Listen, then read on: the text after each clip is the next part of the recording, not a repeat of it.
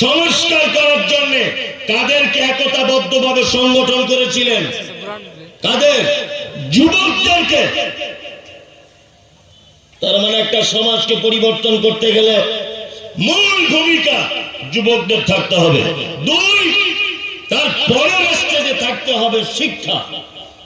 শিক্ষা ছাড়া কোন জাতির পরিবর্তন আসতে পারে না।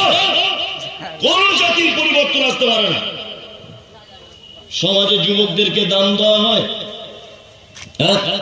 আমি এসব বক্তব্য রাখি, অনেক বয়স্ক লোক রাগ করে, অনেক বয়স্ক লোক। কি আশ্চর্য ব্যাপার! আমাদের বর্তমানে যে সমাজ চলছে, এই দেওনাপুর গ্রাম কিয়ামত পর্যন্ত আমি মমতাজুল ইসলাম টাইম দিয়ে গেলাম, এই গ্রাম জীবনে পরিবর্তন হবে না। পাশের গ্রাম শোভাপুর, জীবনে কোনোদিন পরিবর্তন হবে না। তার কারণ আমাদের সমাজ পরিবর্তনের যে রীতিনীতি, যে পদ্ধতি, এই পদ্ধতি যতক্ষণ না পর্যন্ত মুহাম্মদ সাল্লাল্লাহু আলাইহি ওয়াসাল্লামের পদ্ধতিতে রূপান্তরিত না করতে পারবো, ততদিন পর্যন্ত সমাজ পরিবর্তন করা সম্ভব না। দেখি একটা কথা বলি, শুনো। দেন ওই ঠান্ডা পানি দেন, যা আছে ওই দেন একটু। একটা পোকা ঢুকে গেছে। আচ্ছা বলুন, আপনাদেরকে একটা কথা বলি। সরকারি চাকরি কত বছর হলে শেষ হয়? 60 বছর।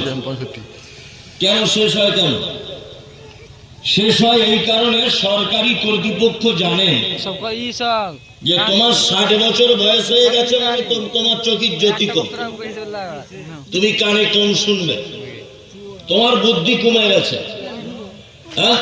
তুমি বাড়িতে বসে অর্ধেক বেতন খাও, তবুও ভালো। স্কুলে এসে ছাত্রদের তুমি 12টা বাজাও না। কি বললাম বুঝলেন? একটা লোক রেল চালায়, রেল ট্রেনের ড্রাইভার, পাইলট, 60 বছরে একদিন হয়ে গেলে তারা চাকরি টিকবে না। মানে রেল কর্তৃপক্ষ জানে চোখের জ্যোতি কমে গেছে, সিগন্যাল বুঝতে পারবে না, অ্যাক্সিডেন্ট করবে। তার মানে সরকারি হিসাবে 60 বছর হয়ে গেলে ওর আর কোনো দাম নাই। তোমার সম্মানের কারণে বাড়িতে বসে বসে টাকা খাও, তবুও ভালো, অর্ধেক বেতন খাও। তুমি মরে গেলে তোমার বউ খাক, তবুও শান্তি। তুমি স্কুলে এসে সর্বনাশ করে দিও না, ট্রেন চালিয়ে অ্যাক্সিডেন্ট করে দিও না।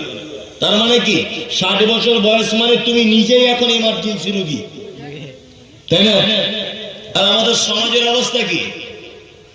আমার মাঝে সাঝে মাথায় খুন চেপেছে সব দেখলে, আমি সহ্য করতে পারি না। 60 বছর বয়স হয়ে গেলে স্কুল থেকে রিটায়ার করেছে,